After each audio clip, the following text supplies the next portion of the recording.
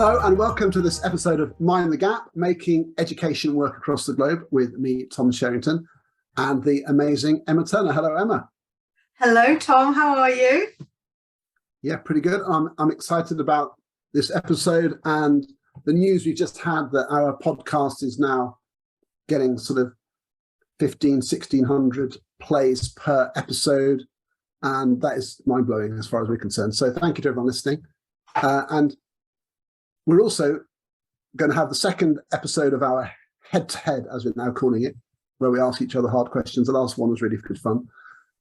So that's what we're going to do. So I started last time. So this time it's your turn to start by firing your question at me. Okay. So as you know, I've got a big interest in curriculum, but one of the problems is that curriculum is often overstuffed, too much in it. So my question would be, if you had to remove a subject from the national curriculum, what would you remove? It's such an unfair question. I'll tell you why it's a difficult question. It's because there are teachers of those subjects who are invested in teaching them. Mm-hmm. And especially in a secondary school, this is a real decision. And if you start taking the subject away, you're sort of saying, I don't think your work matters. This is like, it's not a neutral question, this, where what are my preferences? Okay. See, I think it's fairly straightforward in primary. I think it's slightly easier framing in primary, more difficult in secondary. So, okay, let's take your subject that you taught. Okay. If you could get rid of an aspect of the subject that you taught, what would you remove from the curriculum? Well, I mean, that could get quite sort of specific about science. I used to be a science teacher, and there were definitely things where you think, well, there's whole topics. You think, well, you know, how much do they need to know about that particular type of chemistry or that development of electricity? So you could sort of pare down a little bit. But I want to sort of face a challenge a bit more full on about a subject, and I'm going to be really brave and say, I think where if it was just down to me, I would create more of a kind of arts, kind of creative arts kind of situation where there was much more focus on creativity sort of in and around the curriculum. And so not everything was taught in a kind of teacher-led academic sort of way leading to exams, but you would have much more arts engagement. So you could find space by creating opportunities for students to do creative projects and things without every single thing being taught. And I think design and technology is a classic example where there are so many slices it gets chopped up into to give everyone a flavour that you end up not doing any of them particularly well because there's not enough time. So a bold decision would say in a school that we're just going to do making with wood and metal, and we're not going to do textiles and food and graphics because there's just not enough time. So we're just going to focus on that.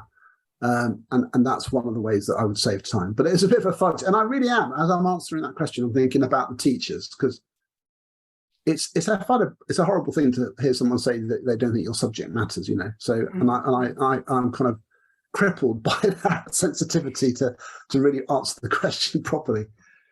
Yeah, I think it's an interesting one because it kind of goes back to why you would teach it as well.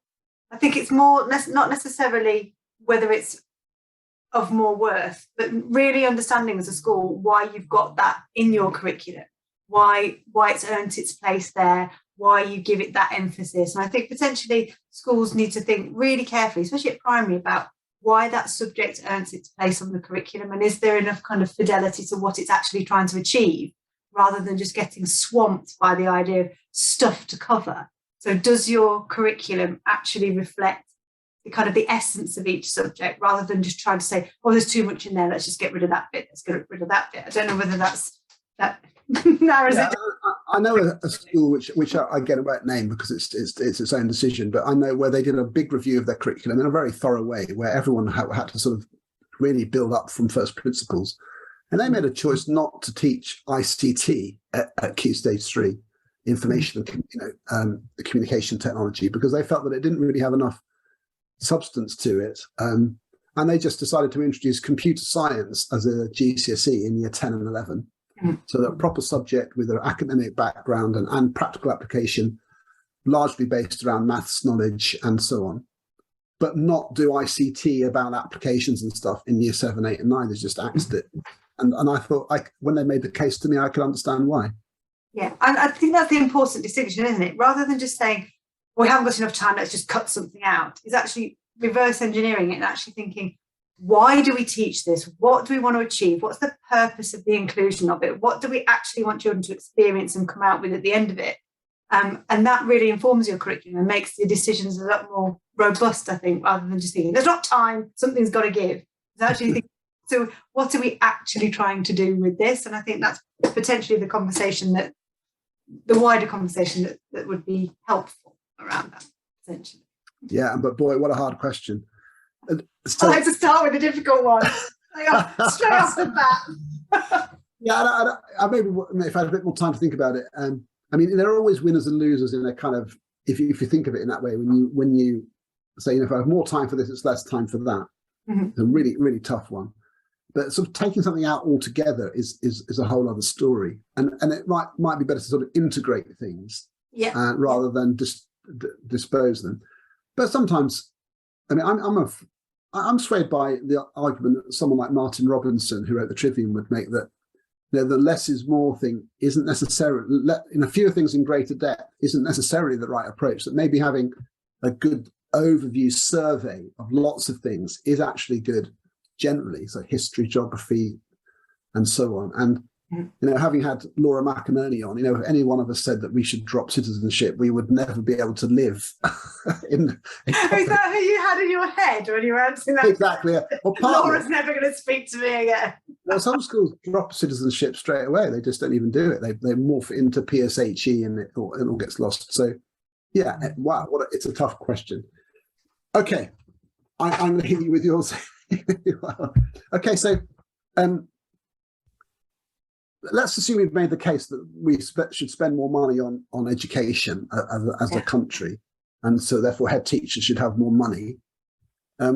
Why? What should they spend it on? What does money buy you in education? What should you spend the more money on to make children learn more?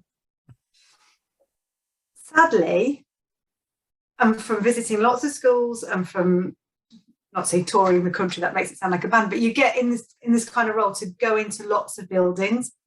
I think the fabric of the buildings is so poor in a lot of our institutions, a lot of our organisations. They're literally, children are being taught in places that are falling down around their ears.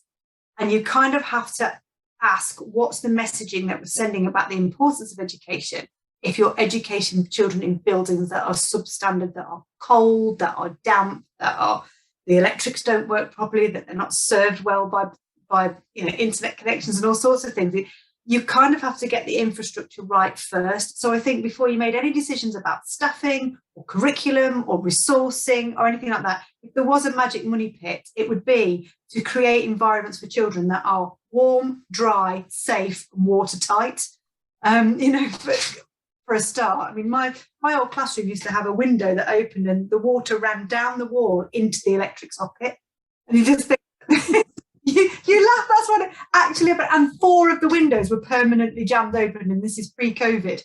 They just did not shut. But because it was a listed building, there wasn't the money to put the special windows in that we had. So we were always freezing and shivering. I remember teaching with snow coming through the windows down on me whilst I was teaching.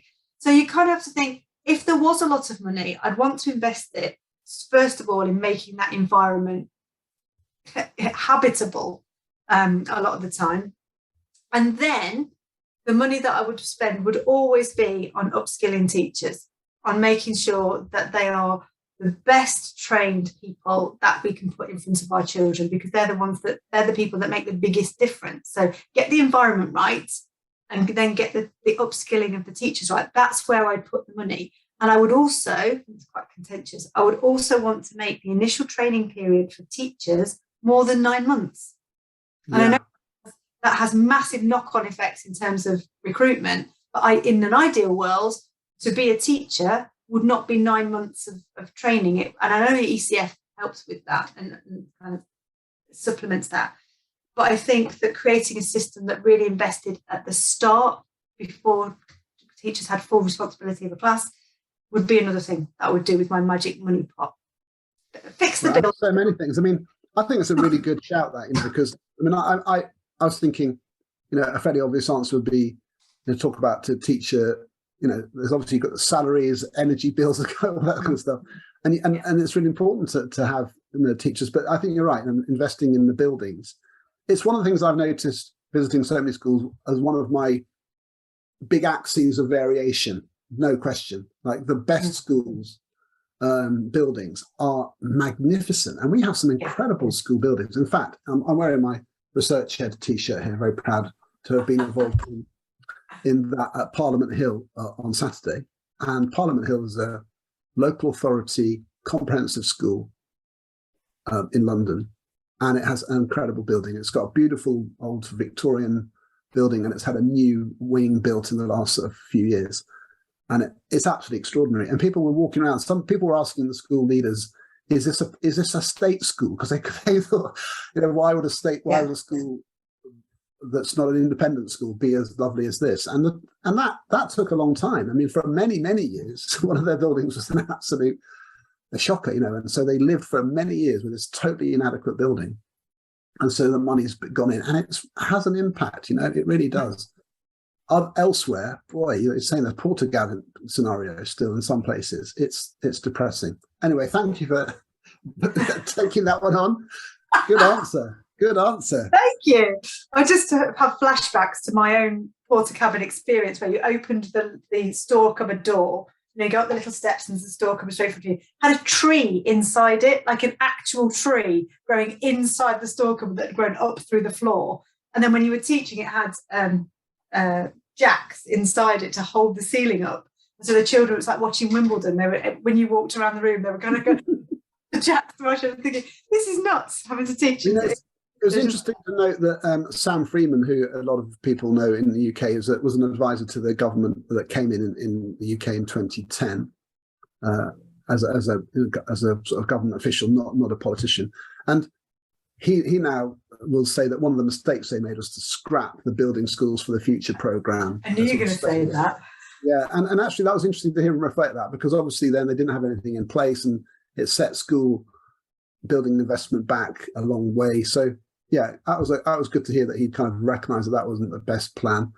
I'm not saying it was down to him, but it's that we should have kept that going, basically, because it's hard enough to go around all the schools and give them the investment they need. Okay, let's do the next question. Okay, were exams this year a success?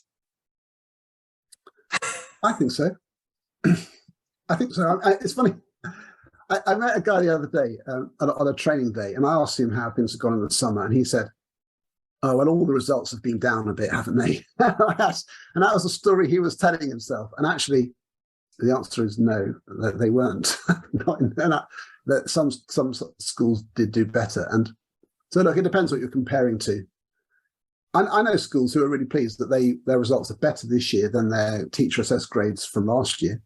Which tells you that last year they were sort of not over-egging it, and they were sort of being true to the system. And the students, when they sat the exams, were able to demonstrate what they knew and what they could do, because they had something concrete to work towards, and so on. So I think having a proper exam system is the fairest way to assess a qualification compared with teacher assessed grades. And I think I'm really glad to have seen it to come back, and it's stabilizing again. So yeah, in that sense, yes. I mean, what are the other measures? I know lots of schools where I visit where, that was the hit message I was hearing. Relief to have the exams back. The kids took it in their stride. They were motivated to do well after all COVID. They wanted to do really well. They had the opportunity to test themselves, and they rose to it. So that's my bias, because those are the stories I'm being told. I'm not meeting anyone who is saying, "Oh, what a disgrace, we should go back to teacher assessed grades." In fact, I don't know anyone who says that to my knowledge that I've met. Yeah, I think that some of the feedback I've been having is that there's so many having to be sent back for remarks, and it's really hard for school to to deal with that number of remarks. Don't mean in terms of that paperwork and actually physically sending it all back, but dealing with the messaging around that, talking to students, counselling students who have potentially missed opportunities at university or in further education, and then when the grade boundaries are adjusted and come back, and it's that whole thing around it. So I think I've spoken to quite a few secondary head teachers who are a little unhappy with the marking and the amount of remarking having to go on. It's slightly the experience, really. And that's, in a way, that's a perennial issue. I mean, going back years now as a head teacher, 15 years, going to appeals panels, and you learn that the exam system has its issues for sure, which is why, as I'll go on about exams should be located in a wider frame and a baccalaureate type thing, so they have their place, but within a broader frame. And it's when they're the only game in town that there are issues. But I do think sometimes we need to invest in good examiners and all that kind of stuff. And they need time to do it well. But it's about, you always have to say what the alternative would be. And as soon as you say teach assessment, I know, but let's make exam boards have the investment they need to make sure they can assess a national cohort of people fairly. Yeah. Anyway, look, that's a whole other, we could talk about it. That's a whole other one to talk about. Right, hit me. Okay. What have we got? Right. Okay. How early, how soon in a child's life is it ever appropriate for them to choose what they should learn about? They do it all the time. It's only when they start school that we start to say what they have to learn. It's only because it's led by the child up until we decide that they have to interact with a curriculum. So they are at picking learning. But if you didn't introduce that, if that just carried on, we'd all just be, like doing cave paintings, wouldn't we? Exactly. But that's what I'm saying, is we there's this weird situation where up until sort of the age of 5, we trust children that they will follow their interests and they will develop, and we can kind of intervene as necessary. And then they hit 5 and we go, now you can't make any choices, we're going to make the choices for you. And then they get to sort of 14 and go, now you can have a little bit more of a say in it again. And at 16, you get another bit of a say in it. And at 18, you get to decide for yourself. So it's like at the beginning and the end of their academic experience or schooling experience, they have a huge degree of choice, and in the middle they have no choice. So it's an interesting question, because I guess it's about how much you want to control, or you think you should control what children learn. It's kind of I know best and they know nothing model, or is it that you kind of take the complete opposite and go, let's just follow the child's interest, and then you end up studying dinosaurs for 7 years and not doing anything else. So it's a weird situation. I don't think there's necessarily an age group or a particular age, because obviously children develop at different ages, stages, and at different speeds. But I do think that if you completely control everything that a child learns, they're not going to be critical thinkers anyway, because they're not going to be able to pursue their own interests. They're not going to be able to think, I'm really interested in that, or I'm really good at that. I want to do more of it. I want to develop my skills. So I think that a bit of freedom in the curriculum for them to explore their own interests and make those choices is sensible and useful. You can't say, stop thinking at 5, I'm going to decide for you. Now start thinking again at 14 and 16. Now you can have a bit of a choice. Unless you let them learn how to choose as well alongside a formal curriculum, they're never going to know what they like, what they're good at, how to make a decision, how to direct their own learning. It's just not going to happen. But I don't think it's now you're 7, you can do what you like, or now you're 10, you can do what you like. But I do think I think you've sort of, you've struck struck gold there, because that's the point really of the question away, is like this debate but gets a bit irritating, sort of like so many, it's like all or nothing. Of course, there's so many things that kids need to know about that they don't know about, so we have to shape that. And most of the curriculum, even 95% of it, probably needs to be driven by adults who kind of can drive that, and that's their knowledge about the world to share. But then there's that, like you say, teaching children to learn how to explore and giving them the opportunity to. I just feel sometimes that gets demonized out to oblivion. So, and it shouldn't be, but it's got to be managed so that you don't have children just deciding to learn something which is very low level or whatever. So that the space in the curriculum for children to find out how to find out stuff that they're interested in and pursue that needs to have its place, doesn't it? Alongside a kind of strongly planned curriculum. I think we'd agree on that. Yeah, I think I call it in Simplicitus, I think I call it wriggle room. Just planning 20 curriculum with a little bit of wriggle room in there for you to be led as well by your class. Because I've taught, and you'll have done the same, you teach one class and they're just absolutely on fire with something. You think, I just want a bit more space to do more with them with this, or less of that, more of another thing. If you plan your curriculum as well to be absolutely completely stuffed to the gills, there's never any chance to respond to anybody, and all they are is kind of receiving information all the time, not actually involved in it. But neither do I. There's a nice, neat. Let's just do what we like. You can do like where it's not just go off and find out. And there's a rude version of that. There's a sort of a structured task where you might say, if we wanted to sort of share the key ideas about, say, a mountain range or a forest or a city or even a country, here's a structure for the kind of knowledge that people might want to have about that thing. And so, but you can choose a specific case study. So I've seen some kids do some lovely work around cities, like mega cities. And you've got students bringing in Beijing, Jakarta, Mexico City, and so on, because they chose those cities and then they were reporting back on them with the structure. But they got to choose. Yes. But even like that is there's so many ways you can have like little places to choose. Yeah. I mean, we did one when I was teaching how to write a biography, and they just chose the person that they wanted to write the biography about. So they were actually researching and finding out and collating all the information and curating it.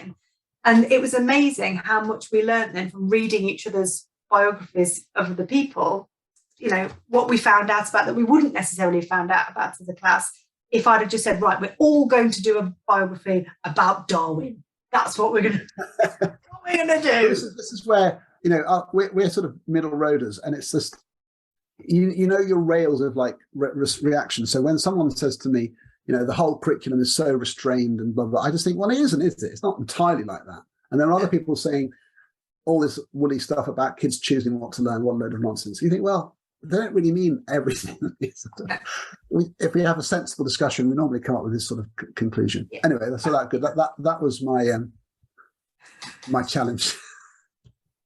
Next question. Right, my next question is, so you got your Research Ed t-shirt on there, and we've got loads of research now about how nice. Very nice. We've got loads of information about how students learn best, or how we can make student learning more effective. How good are we as a profession at understanding how teachers learn best? Have we got it right? I think there's I think it's pretty well documented and researched, and like a lot of things, it's a proven thing, so we all know to the nth level, probably not. But I think there's a general consensus around certain key factors. In fact, there was a fantastic Education Endowment Foundation report last year.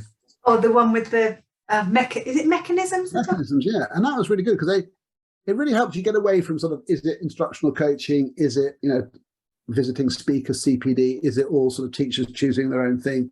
And they were saying, don't worry about that. It can be lots of things as long as these mechanisms are present. And I thought that was really insightful. So, I mean, there are 4 groups of them. One of them is they have to build knowledge. So you have to teach adults like anyone, which is building on what we already know. So it sounds obvious, doesn't it? Build on what you already know and overlearn stuff, go over things repeatedly. So build knowledge is one. Second one was about motivation. So motivation in 2 forms. One is sort of encouragement type motivation, and the other one more sort of goal setting, like working towards stuff. The third one is you've got to actually teach the actual techniques teachers need to use. So you've got to model them and get people to practice them and have some social support around them. So the techniques themselves. And the fourth group was embedding, so sustaining those things so they become habits. So I thought once you start breaking that down, that's based on surveying lots of research. And that sounds pretty sensible to me, so there are lots of different forms of that. There are still lots of schools though where it's kind of the one-off inset day and not much else happens, but I think we're getting better at the implementation of those. Yeah. That's the report, isn't it? The one with the toothpaste. It's got the thing about the fluoride in the toothpaste at the beginning, but the mechanism is the fluoride, and as long as I remember reading that and thinking, oh, that's interesting. I think there's lots of research around. There's some brilliant stuff. I remember Harry Fletcher Wood reporting there's things that don't work and things which make a difference. And one of the things I'm endlessly fascinated by is team culture. And I find lots of leaders find this resonates with them and teachers, that the team culture you're in is really what mediates the whole process. If you're in a team where people are pretty up for it, enthusiastic, supportive, up for changing things and trying things and embedding things and talking things through, then that's the culture you're in, and that will help you sustain your practice. But if you're in a room full of people who are just sort of constantly eye-rolling and thinking this doesn't apply to us and we're a bit different and kind of negative about the whole idea of professional development, that's the culture you're in. And it's hard for those teachers to thrive and push themselves on if the people around them aren't. And I think that's really interesting. So attending to team culture I find that endlessly interesting. Have you heard the analogy about marigolds and nut trees? No, but are you about to tell me? I am. Right, so if you plant a marigold next to anything, like if you go into an allotment and you see all the vegetables growing, you see gardeners plant marigolds because marigolds make other things grow better. The opposite of a marigold is a nut tree. If you plant a nut tree near any other plant, it dies. And it's a bit like if you've got any nut trees on your team, it's really hard to grow people. But if you've got a team full of marigolds, then everybody gets to thrive. And every staff room has got marigolds in it, and every staff room has got a nut tree in it. Well, somewhere. That is so interesting. One of the things I've been talking about at home recently is the kind of the phenomenon of the exceptionalism in teaching, and it'd be false to characterize it as any particular subject or type of teacher.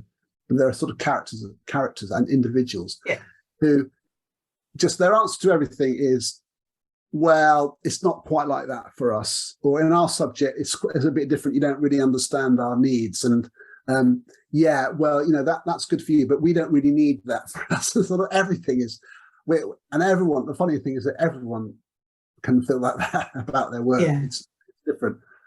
And yet, actually, teachers just have so much in common, and they don't like to admit it sometimes.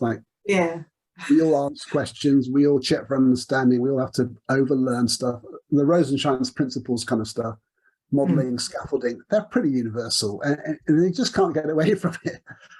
However, we all like to think we're unique, though, Tom. We all like to. We like to be special. Anyway, I must credit it's Jennifer Gonzalez from Cult of Pedagogy that talks about marigolds and nut trees. That's not mine. That's Jennifer. So mustn't anyone think that that's mine. It's like that bit in Life of Brian where they say, we're all individuals and we've all got minds of our own. And someone says, I'm not. It's just very funny. But nobody is saying that we have to be like stormtroopers either, like coming in exactly the same. Nobody's saying that either. Right. So I think this, like, to conclude, we kind of do know, but then it's about implementation, and schools are at all different places. Yesterday, one of my favourite types of day, is all via Zoom, which I guess is not totally perfect, but it meant I could I had 5 different sessions, each about 45 minutes, and each one had 3 schools on the call, all from my local area, all primary, and they're all talking through their PD program, and 15 different sets of leaders talking about what they're doing, how it's working.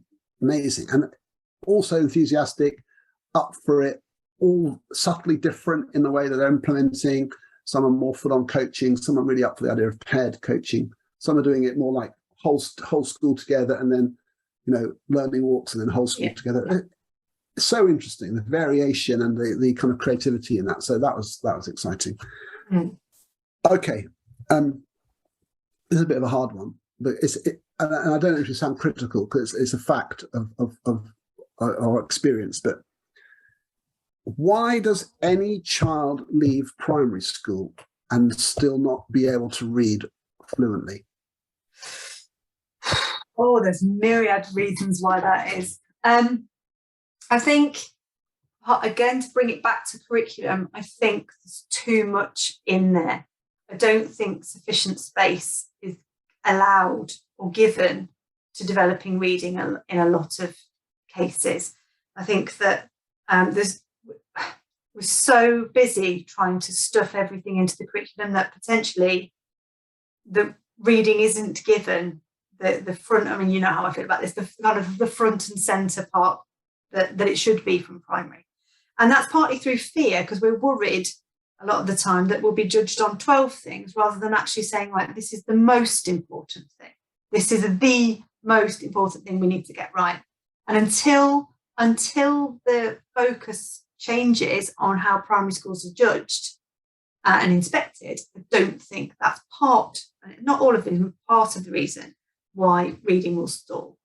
I also think the work that people like Chris Such is doing in terms of really educating primary teachers about exactly how to teach reading, because there's been a lot of mismessaging over the last 20 odd years.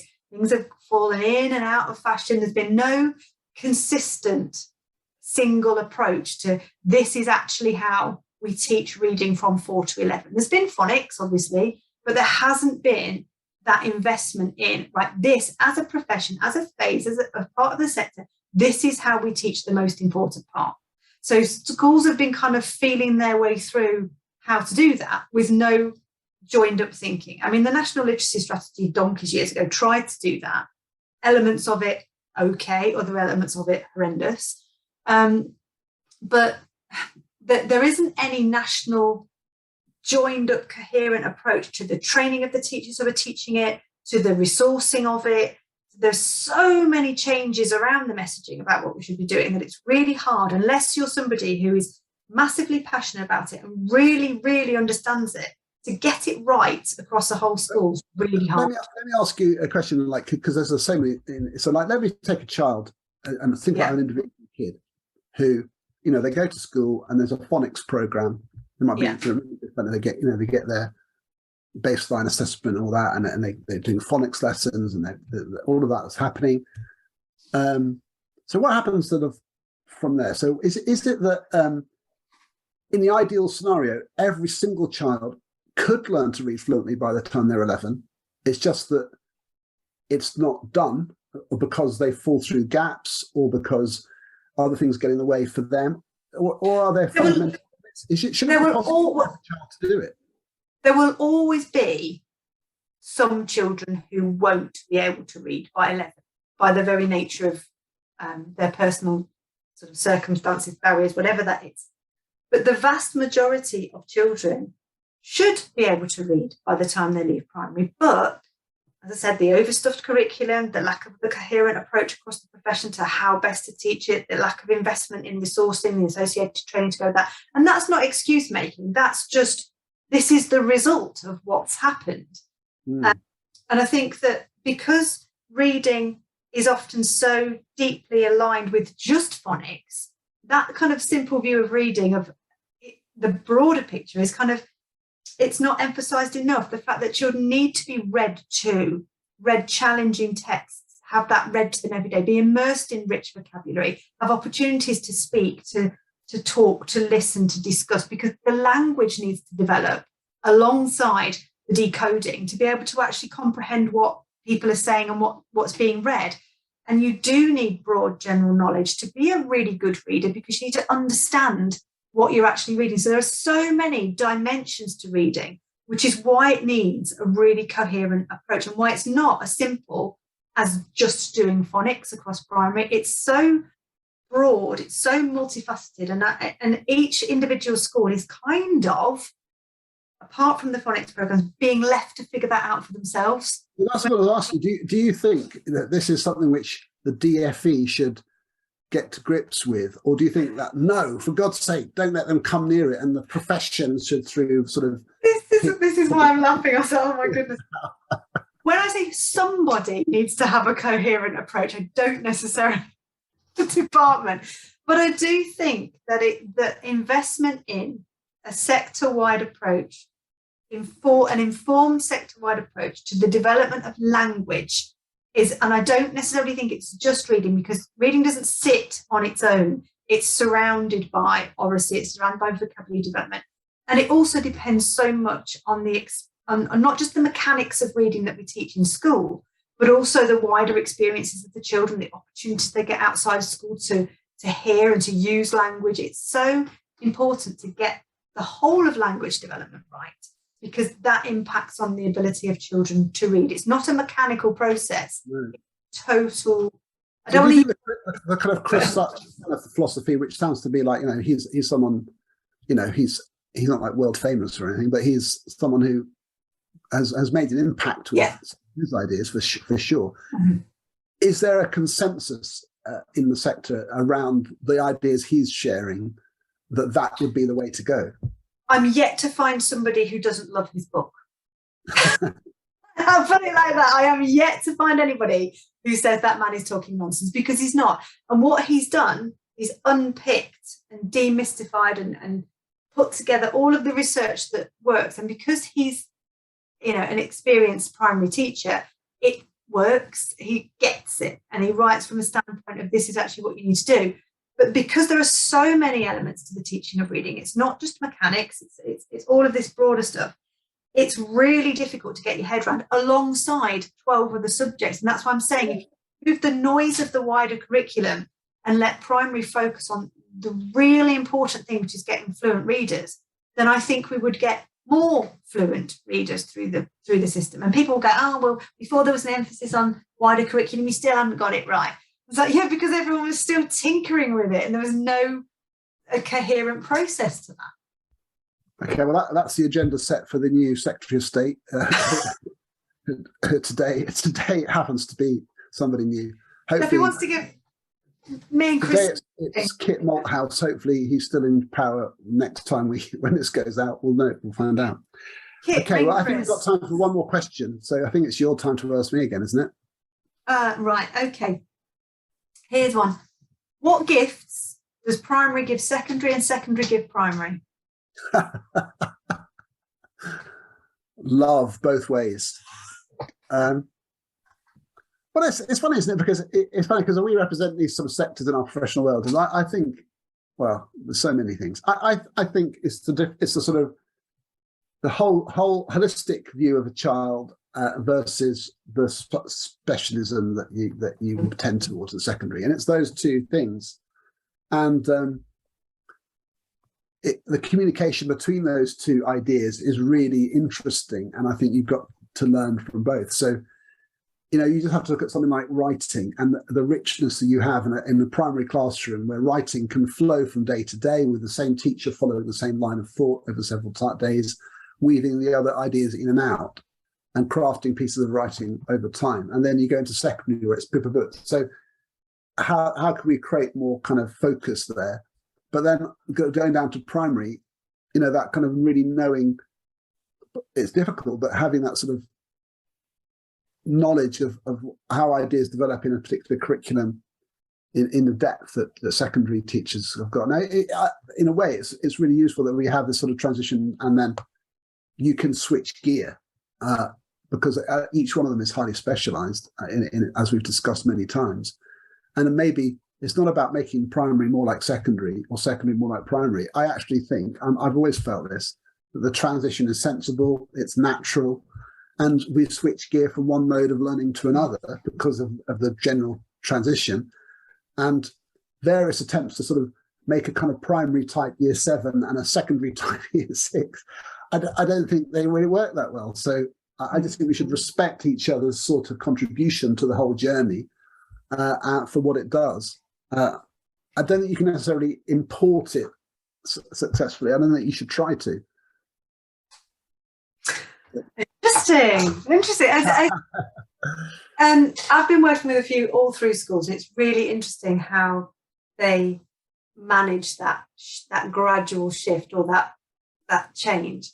And it's interesting how much crossover there is between 6 and 7, as in how much the year 7 teachers working in a year 6 classroom and just kind of go, oh, wow, this is really, really different. This feels really different. And then it's amazing how much professional development the primary teachers get from seeing the year 7 teachers teach their subject specialism with their own children.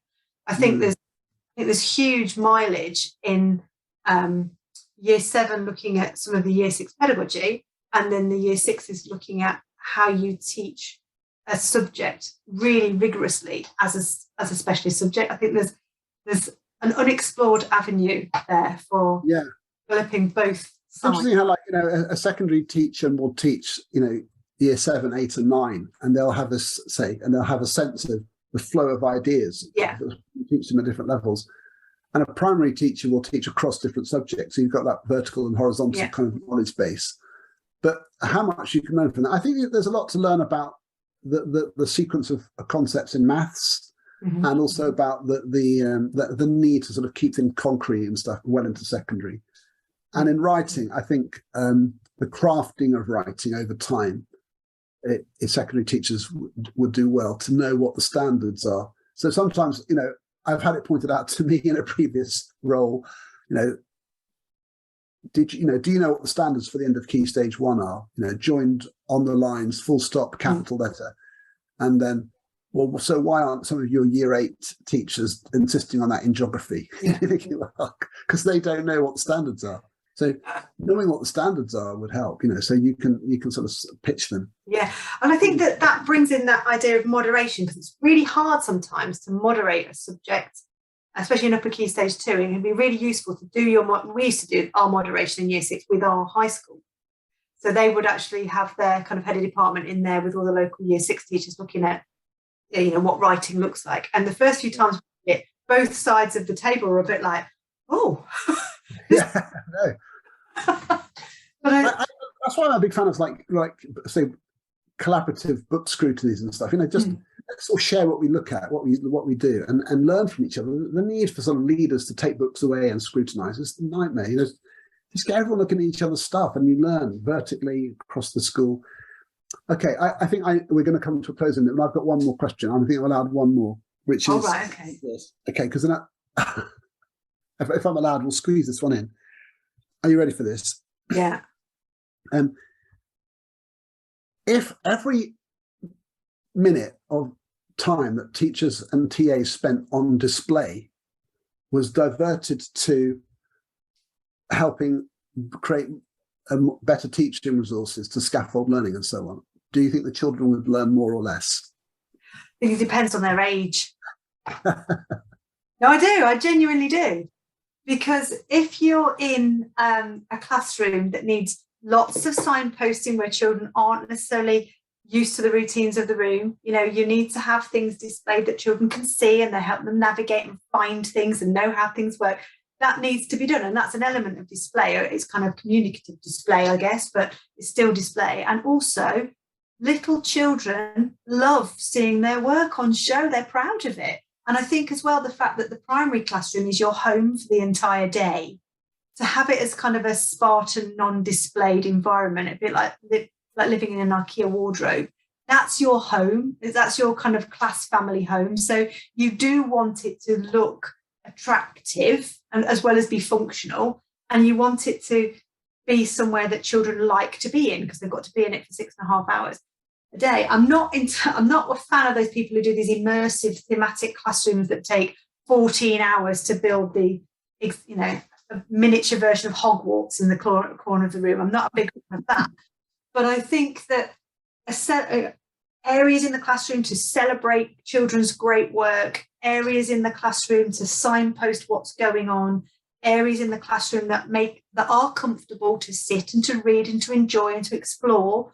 I think that's an important part of the primary experience. I think when you get to secondary, if you're spending 14 hours draping chiffon off your note rather than actually planning your lessons, then maybe that's not the best use of your idea. But I do think it's going back to, why would you do the display? What's the function of the display? What do you want to achieve as a result of doing this display? Not just, I'm a frustrated interior designer, I want to make this space look a bit Lawrence Llewellyn Bowen. You know, it's actually why would I put this here, or why would I not put this here? I think that's that critical professional thinking that needs to sit around it. If you don't do any display, you sit in a white box all day with your very young children, not great, but neither. So it's trade-offs, isn't it? Trade-offs. And I think some people, it gets overdone. I mean, I think sometimes people feel like a bit overburdened by it.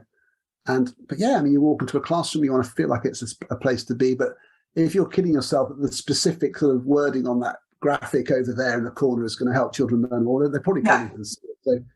So it's big scale stuff and things like number lines. I mean, as a maths teacher, if I can't point to a number line at any instant, I sort of, it's really frustrating. You need it there. It's like, it should be there. It's constantly display for function, and there's display for celebration, and there's display for exploration. There is not necessarily just display to go, oh, aren't I a marvellously talented teacher with my has written a book on here. It's one in a period where everything was for learning, and she's written a book called Display for Learning. It's on my shelf here, so I'm just sort of exploring the area. So wow, okay, bam, that was great, amazing.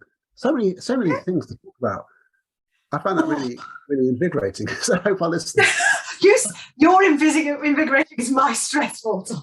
Oh, well, that's good. Those are some toughies there. Anyway, look, thank you so much, everyone. Thanks for listening to Mind the Gap, making education work across the globe with me, Tom Sherrington, and Emma. Thank you. It's been a lovely session, a lovely recording. Thanks, Tom. Well, it looks like you've been right there. So listen out for, if you haven't picked up on recent episodes, talking to Diana Asagi was absolutely fantastic. And also Sam Strickland and his behaviour recent episodes. I hope you enjoyed just one, and we'll see you very soon on Mind the Gap. Thank you very much.